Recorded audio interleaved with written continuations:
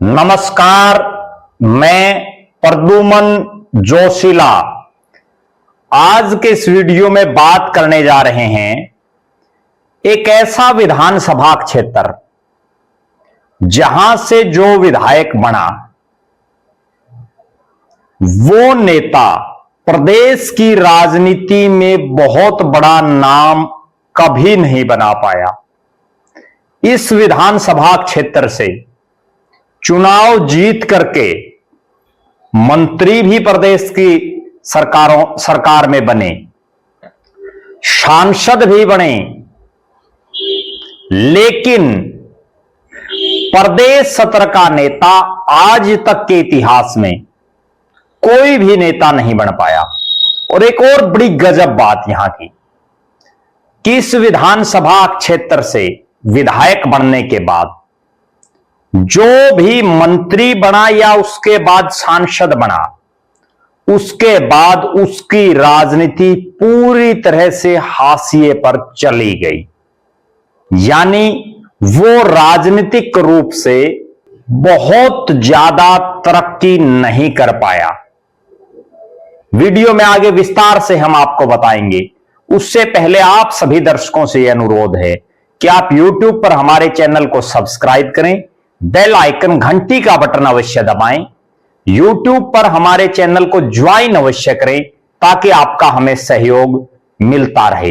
Video को ज्यादा से ज्यादा शेयर करें, अपने कमेंट्स अवश्य लिखें। हरियाणा और देश से संबंधित कोई भी बात, कोई भी मुद्दा आपके जेहन में हो तो वो आप हम तक साझा कर सकते हैं।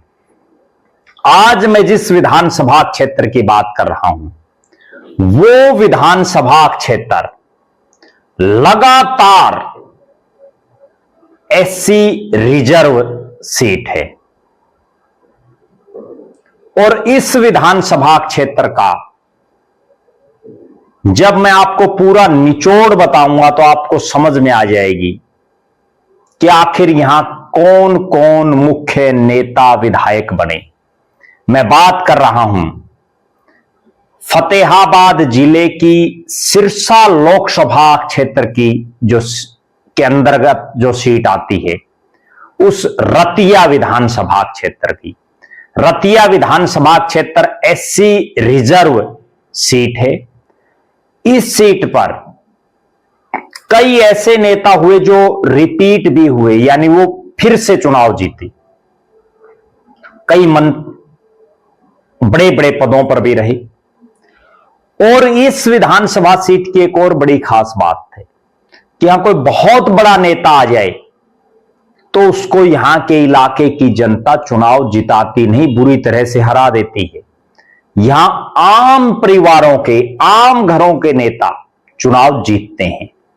और अगर कोई नेता थोड़ा सा भी बड़ा बन जाता है या बड़ा बनने की कोशिश करता है तो इस रतिया की जनता उनको धूल चटा देती है।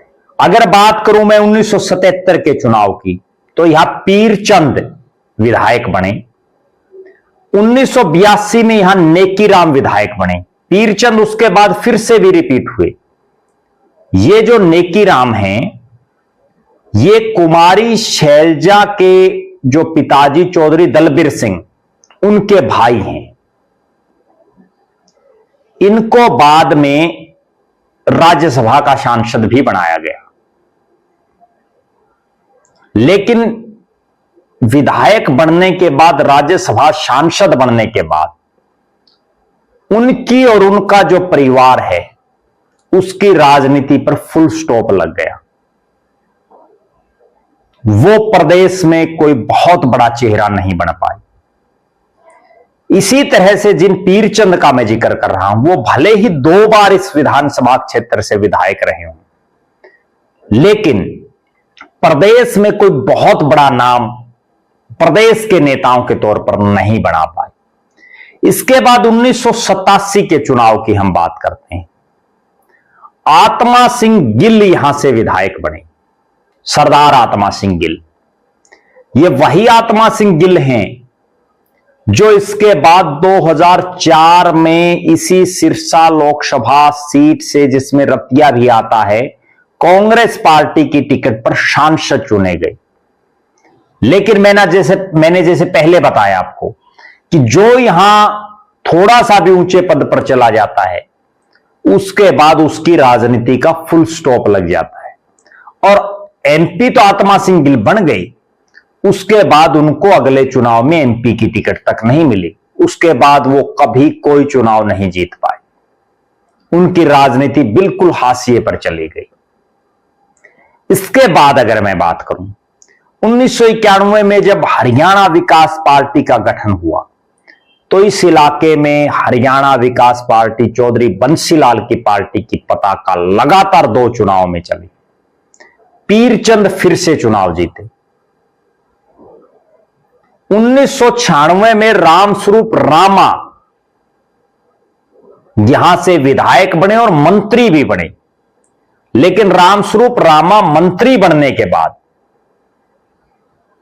ना प्रदेश में कोई बहुत बड़ा चेहरा बन पाए और ना उसके बाद इस इलाके में कभी जीत पाए। बहुत चुनाव उन्होंने लड़े, फिर कभी उनका खाता नहीं खुल पाया। इसके बाद 2000 में यहां से सरदार जरनैल सिंह चुनाव जीते। सरदार जरनैल सिंह अभी फिलहाल भी यहां से विधायक हैं, तीसरी बार बने हैं। तीसरी जो मर्तबा थी, 2 बार तो वो आम चुनाव में जीते और एक बार वो यहां के विधायक जिनका हम आगे जिक्र करेंगे, उनके निधन के बाद जब सीट खाली हुई तब उपचुनाव वो जीते। लेकिन जरनैल सिंह भले ही 3 बार के विधायक हों, लेकिन उनका कद भी प्रदेश में बहुत बड़ा कद नहीं हो पाया। वो इस रतिया तक ही सीमित रह सके। इसके बाद 2005 में यहां इंडियन नेशनल लोकदल के ज्ञानचंद ओड जीते। 2009 में फिर ज्ञानचंद ओड जीते,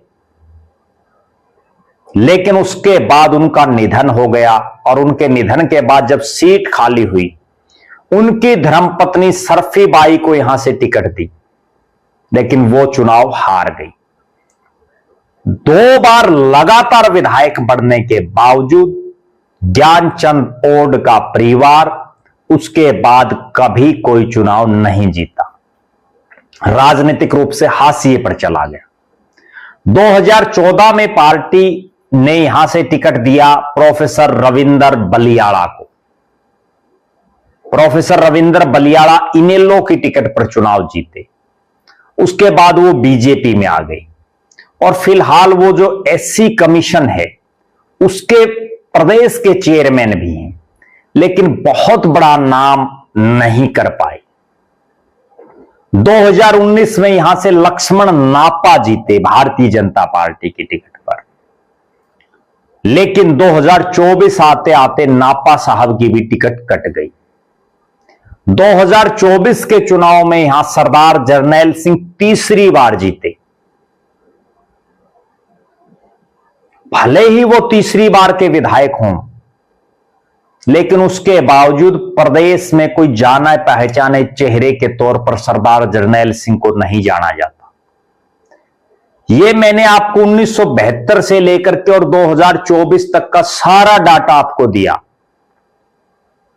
जिसमें इस विधानसभा क्षेत्र से चुनाव जीतने वाले विधायक मंत्री भी बने, सांसद भी बने, राज्यसभा सांसद भी बने, लोकसभा के सांसद भी बने, लेकिन जो ही बन गए उसके बाद राजनीति बिल्कुल धूमिल हो गई उनकी।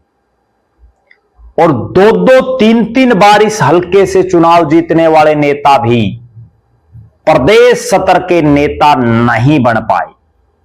इस विधानसभा क्षेत्र की एक और बड़ी खास बात है, यहां कोई बहुत बड़ा नेता अगर आ जाए तो उसको भी इस इलाके की जनता चुनाव हरा देती है। और उसका एक बहुत बड़ा उदाहरण सुनीता दुग्गल, जो आईआरएस की नौकरी छोड़ करके राजनीति में आई, 2 चुनाव इस हल्के से लड़े।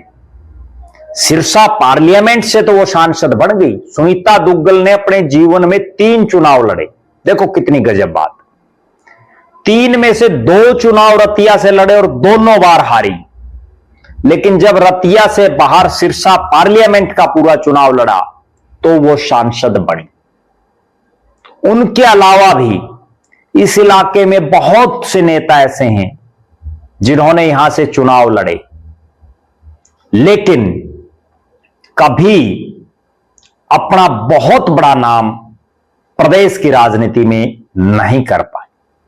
बहरहाल देखना यह है कि अब जो नेता यहां से चुनाव की तैयारी कर रहे हैं, भले ही पिछले इतने लंबे लगभग 60 साल के इस राजनीतिक जो जीवन है अलग अलग नेताओं का, किसी का 10 साल, किसी का 20, किसी का 30, किसी का 40, उसमें जो ख्याति रतिया के नेता नहीं प्राप्त कर पाए, क्या आने वाले नेता प्राप्त करेंगे, उस पर हमारी निगाहें बनी रहेंगी। आप लगातार हमारे साथ बने रहें। हमारे फेसबुक पेज को लाइक और फॉलो करें, यूट्यूब पर चैनल को सब्सक्राइब करें, बेल आइकन घंटी का बटन अवश्य दबाएं, यूट्यूब पर हमारे चैनल को ज्वाइन अवश्य करें ताकि आपका हमें सहयोग मिलता रहे। वीडियो को ज्यादा से ज्यादा शेयर करें, अपने बहुमूल्य कमेंट्स अवश्य लिखें। बहुत बहुत धन्यवाद। आपका अपना प्रद्युमन जोशीला।